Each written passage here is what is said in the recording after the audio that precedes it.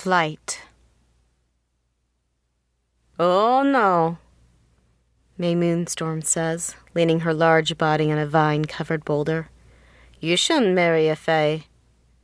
As if I'd marry one of those. But stupid romantic Jula made the mistake of mentioning flight. She hadn't even been serious. She was just listing the pros and cons of my 7 suitors is all, 'cause she had nothing else to do as we walked. And old May jumped on it. Old May looks behind us toward the village, lowers her voice in case the suitors are nearby. "Fays are just included as a symbol, a concession to tradition like. They don't find us any more attractive than we do them. Of course, love is funny and unpredictable, and stuff happens. When it was her Juna, my cousin chose a fae." And now here it comes, seemingly the only story this woman ever tells, her cousin's disastrous marriage to a fae. "By Thunder's graves, I swear it," May goes on. "She had a hard time of it, and they were in love, and he was faithful, and he was a common fae, not a prince like Flight, and her fae in-laws had approved the match. But was it a happy marriage? No, dear me, not at all." She'll chatter on and on about intermarriages until she's worn herself out. I should try to stop her, but she's older than me, older than my other 2 companions as well. She's the voice of reason in this hunt, so how to get her to shut up? But lucky for me, Kinna Starcave pipes up. "Did Mare Sunbright say she would choose a fae?" she asks old May. So May shuts up immediately, 'cause Lady Kinna's an aristo. And common folks like us don't talk back to aristos, not even on Junas. So Lady Kinna turns to me. "As far as I know," she says, "that artist from West Village is the one that you want. The boy, Maru. Isn't that true, Mirror?" Yes, my lady," I answer, being extra polite, 'cause that's how you're supposed to talk to wellborns. 'Cause I know she got dragged into this ritual, just like Prince Flight did. "And unless something unforeseen happens," Lady Kinna adds, "you'll probably choose your beloved, won't you?" "Yes, my lady." "And he'll choose you.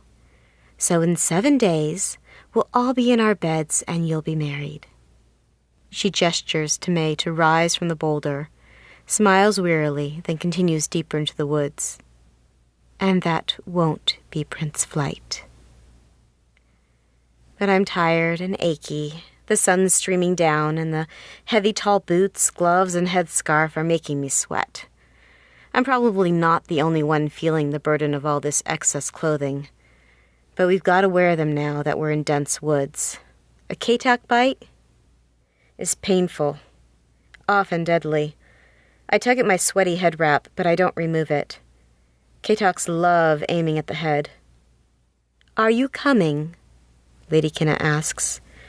But it's not asking, really. Aristos don't really ask common folks for anything. So I rise from the boulder and follow her, Jula, and old May. Normally, common folk don't hang out with either fays or aristos, although the elders and the councils have rituals and ceremonies to bring all the clans and castes together. The founders did all they could to prevent a repeat of the old wars when everyone was warring against everyone else. Hence, this ceremony, my 3 companions and the 7 suitors. For the most part, the system works. Although it's not likely the lady and I will become close buddies or anything after the Juna ends. An aristo was needed. The lot fell to her, and she accepted. A fae was needed, and, well, Flight and I are friends, so I guess he volunteered. Usually the bride and her companions would be in the middle as we approached the mountains. But my suitors are lingering behind us women. I'm thinking Pell and his lame leg are slowing them down. Poor Pell. It's not as if he's got a chance with me.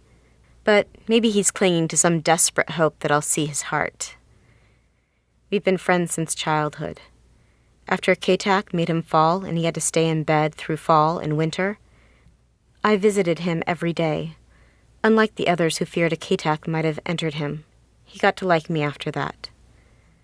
But I always thought he liked me as a sister. Imagine my surprise when he volunteered for my Juna. After I made it known that I wanted to marry Maru, Pell started acting real strange. I should have known something was up. For a whole month, walking beside me, his lame leg dragging, he kept hinting he was going to do something big. I thought, yeah, it's the season, isn't it? For girls to declare their love, and maybe some girl in the village has been loving him all this time. Maybe he's had a secret lover and has been keeping mum. But the girl he loved turned out to be me.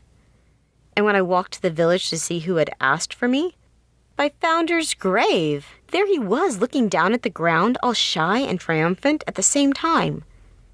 It was just weird seeing him there, wanting to marry me. Of course, it's always funny when a girl sees who's been wanting her all along. At first, it's hard to guess how many of the suitors actually wanted you, and how many were thrown into the mix by the elders. And sometimes a girl's ugly or sickly or has something wrong with her and she doesn't have 7 guys who want her. Sometimes she has none at all, and her parents just want to marry her off. But usually, even the ugliest girls got 1 fellow who likes her, and the other 6 are chosen by the elders. I'll say this for the elders. They aren't usually wrong. Even with all this talk of fairness and equal opportunity, they usually match like to like, whether you're rich or poor or fey or human or dark or fair. The elders make it easy, so an ugly girl with no prospects will be paired with ugly boys who probably won't reject her if she chooses them. The elders are compassionate like that. Only 4 suitors wanted me. That's about average. Maru Farlight. That's the one I'm sweet on. My love, the one they'll call the beloved. He's an artist from the West Village. Quiet and soft-spoken. He keeps to himself, though. But if you need him for anything at all, he'll be there for you. Would give you the shirt off his back, people say. Then there's Pell. Handsome but lame Pell. I must give that boy a talking to, because he shouldn't have been loving me all this time. There's Lord Jinwoo as well, an aristo from a nearby village.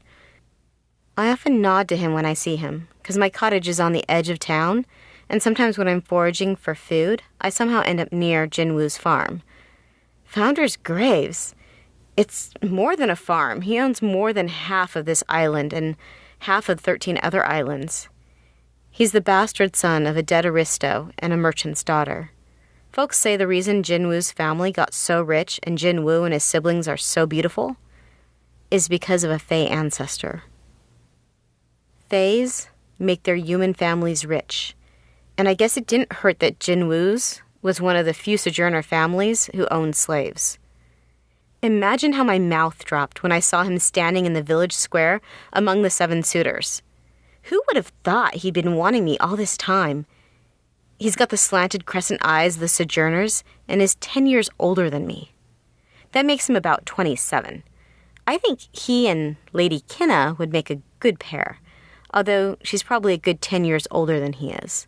But apparently, the woman has never fallen in love. That's what folks say, because she's never had her own Juna. Hawk is the last of my real suitors. He's a son of sojourners, twice my age and good with a bow and arrow.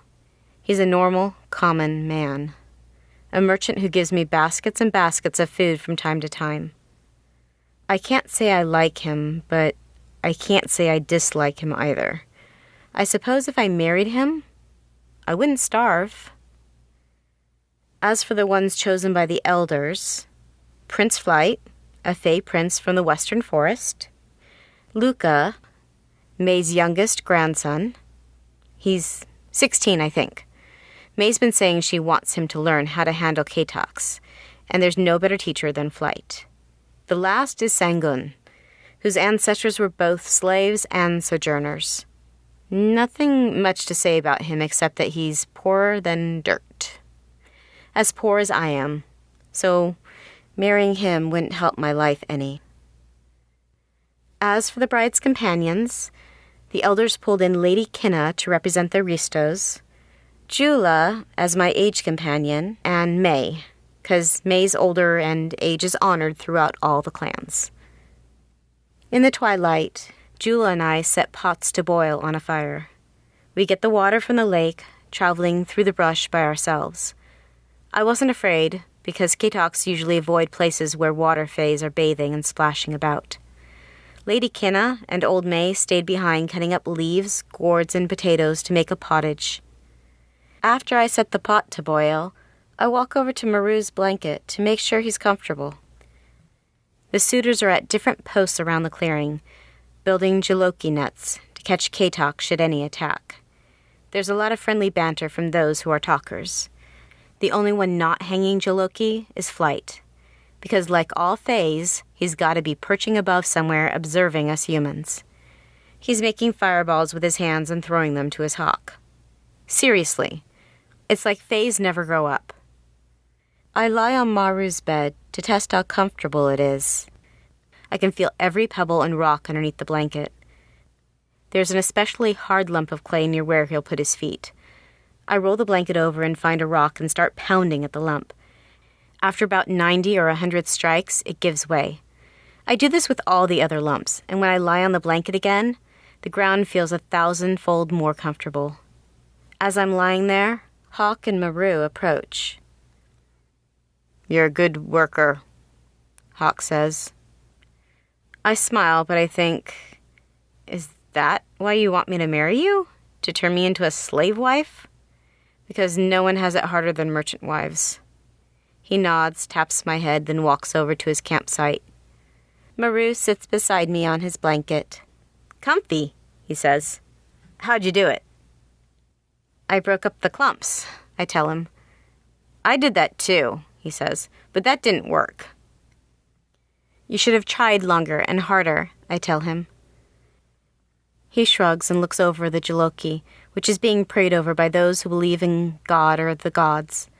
Those who don't trust their gods are casting spells or looking up at Flight.